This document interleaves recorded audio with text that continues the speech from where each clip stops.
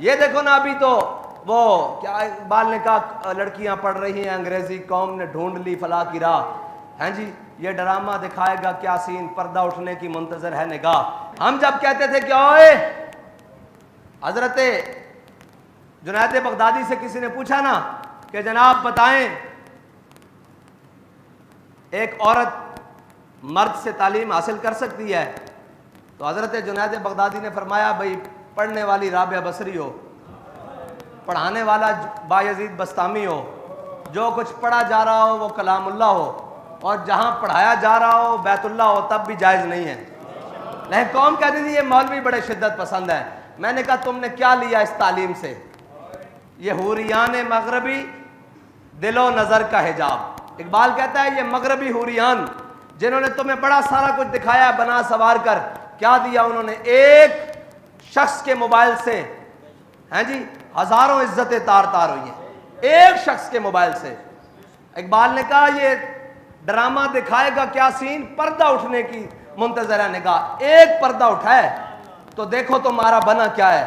اور جہاں عزت دے کر تعلیم حاصل کر لی ہو، اس تعلیم سے تو بندہ بھوکا مر جائے، یہ بہتر نہیں ہے. جب ہم کہتے تھے کہ جناب نہیں اس طرح نہیں جائز، اس طرح نہیں ممکن، یہ حالات خراب ہو جائیں گے، قوم کے مولوی بڑی شدت پسند ہے جی، مولویوں کو جدت ہونی چاہیے. میں نے کہا جدت سے تم نے کیا لیا ہے؟ اب تو بغیرت بن کے جینے والی بات ہے. تم نے بتاؤ کوئی پوچھنے والا ان سے ہے کہ یہ بنا کیا ہے؟ اور اس میں تو بڑے بڑے پردہ نشینوں کے نام ہیں. پہلے دن نام آیا کہ بڑے بڑے وفاقی وزراء کے نام ہیں، لیکن نام دبا دیے گئے، کوئی نہیں پوچھنے والا. اس سے بھی بڑی بات ہو جائے گی کوئی پوچھنے والا نہیں ہے، اس لیے کہ ہم نے جو آنکھیں بند کر لی ہیں، ہم نے جو حضور کے دین کو، جب حیا کی بات ہو او جی کون چل سکتا ہے اسلام پر؟ میں نے کہا تم اسلام پر نہیں چل سکتے، دو خراج اپنا، دو اب حیائی کا خراج دو نا.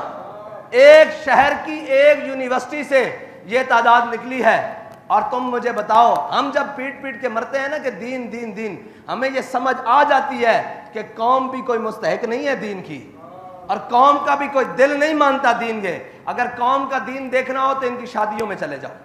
حضرت امام حسین کے کربلا کے اندر صرف آواز ہوئی اونچی رونے کی، تو حضرت امام حسین نے آ کر کہا خیموں میں کہ خبردار اب آواز کسی کی اونچی ہو. اور کوئی آواز کسی بات پر اونچی نہیں ہوئی، علی اکبر کا لاشا دیکھ کر اونچی ہوئی تھی، علی اصغر کا لاشا دیکھ کر اونچی ہوئی تھی. ہاں یہ حسینیت ہے. کہا خبردار کسی کی آواز بھی بلند ہوئی، آواز بھی غیر محرموں تک نہیں جانی چاہیے. ہیں جی یہ ہے حسینیت. اور جب یہ بات کریں تو پھر کہیں گے جناب کون اسلام پر چل سکتا ہے؟ جی آپ کیسی باتیں کرتے ہیں، آپ کیا باتیں کرتے ہیں، آپ جناب کیسے، قوم کیسے چلے گی جناب اسلام پر جب عزتیں تو لٹوا رہی ہو تعلیم کے نام پر؟ اور کوئی تعلیم کے نام پر عزت لوٹ کے چلا جاتا ہے، کوئی بے نظیر کارڈ کے نام پر عزت لوٹ کے چلا جاتا ہے، کوئی جناب انکم سپورٹ کے نام پر عزت لوٹ کے چلا جاتا ہے، کوئی ہیلتھ کارڈ کے نام پر عزت لوٹ کر چلا جاتا ہے. یہ ہے وہ نظام، یہ ہے وہ جمہوریت، یہ ہے وہ جس کا راگ الاپتے ہوئے آج 76 سال گزر گئے ہیں. اب تو تعلیم کے لیے عزتیں نہیں بحال، بلکہ اس نظام میں تو پیسے دے کر عزتیں لٹوائی جا رہی ہیں.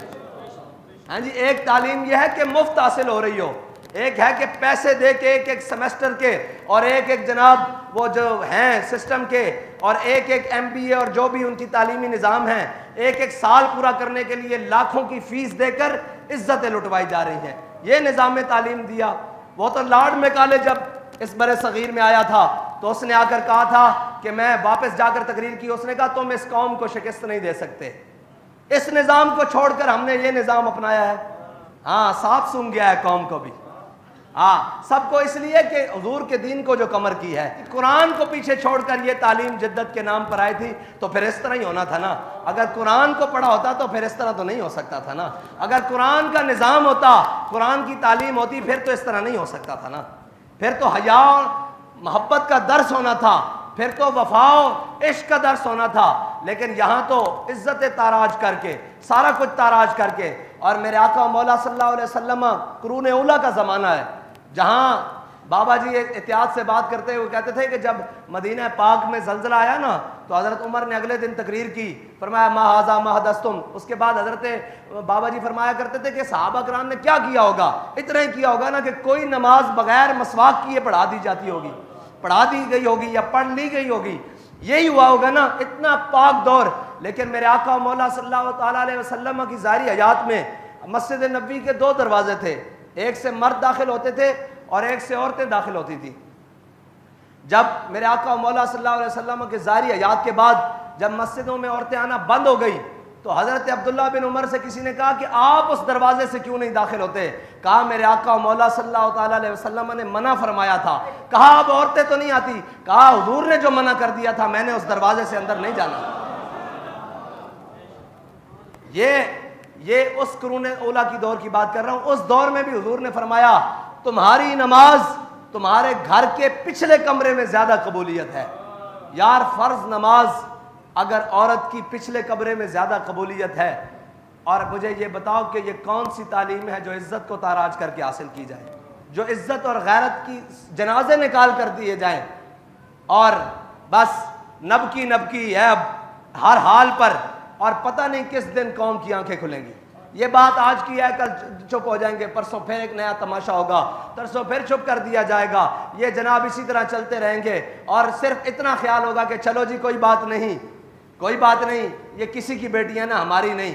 ہاں ہماری بیٹیوں کا درد تب ہوتا ہے جب دین کا درد اندر موجود ہو.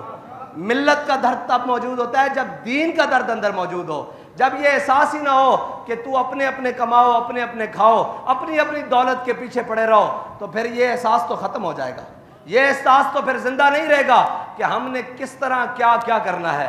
اور تعلیم حضرت جناب امام علی مقام کی شہادت اور شہادت امام حسین اسی نظام کے خلاف ہے.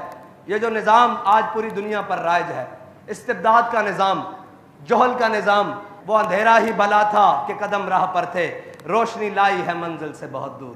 یہ روشنی جس کے پیچھے ہم سب صبح شام بھاگ رہے ہیں، اس روشنی کا انجام یہ ہے کہ آج ہماری عزتیں بھی پامال ہیں.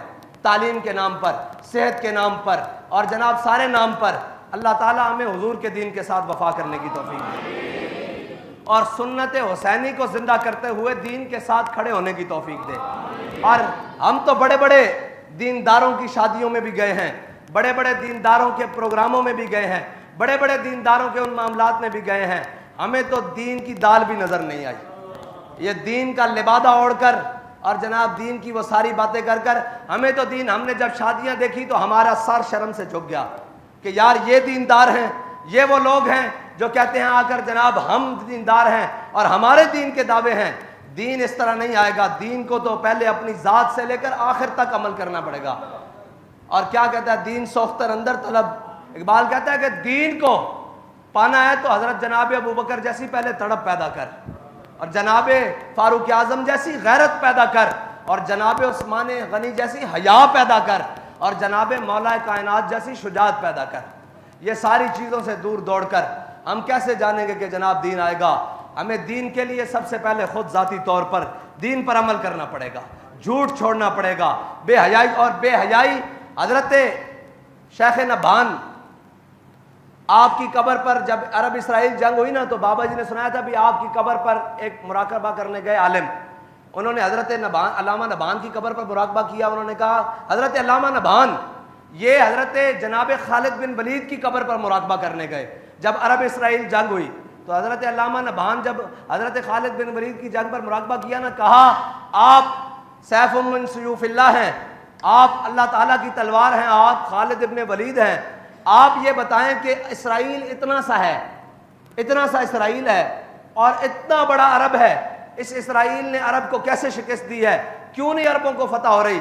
تو حضرت خالد بن ولید نے کہا کہ عربوں سے جا کر کہو کہ تمہارے نوجوان بے حیا ہو گئے ہیں، لڑکے اور لڑکیاں، اس وجہ سے تمہیں شکست ہوئی ہے. جو قوم بے حیا ہو جائے نا، پھر حضرت جناب سیدنا صدیق اکبر نے بھی کہا تھا کہ جو قوم بے حیا ہو جائے پھر اللہ اس کے اوپر اپنا قہر مسلط کر دے گا. ہاں جی، اور اس کے اوپر اللہ عمہم البلا، اور اس کے اوپر اللہ تعالیٰ اپنی بلائیں نازل کر دے گا. اب جب بے حیائی کا عروج اس سطح پر ہے تو پھر ہمیں یہ کہنے میں جناب شرم نہیں ہونی چاہیے یا ہمیں عیر نہیں آنا چاہیے کہ ہمارے ساتھ کیا ہو رہا ہے. ہمارے ساتھ اسی لیے ہو رہا ہے کہ ہم نے اسلام کو چھوڑ دیا. جب میں یہ کہتا ہوں کہ یا اللہ میرا حال دیکھ، آواز آتی ہے بندے اپنا نامہ اعمال دیکھ. اللہ تعالیٰ مجھے اور آپ کو دین کی سمجھ عطا فرمائے. وآخر دعوانا الحمدللہ.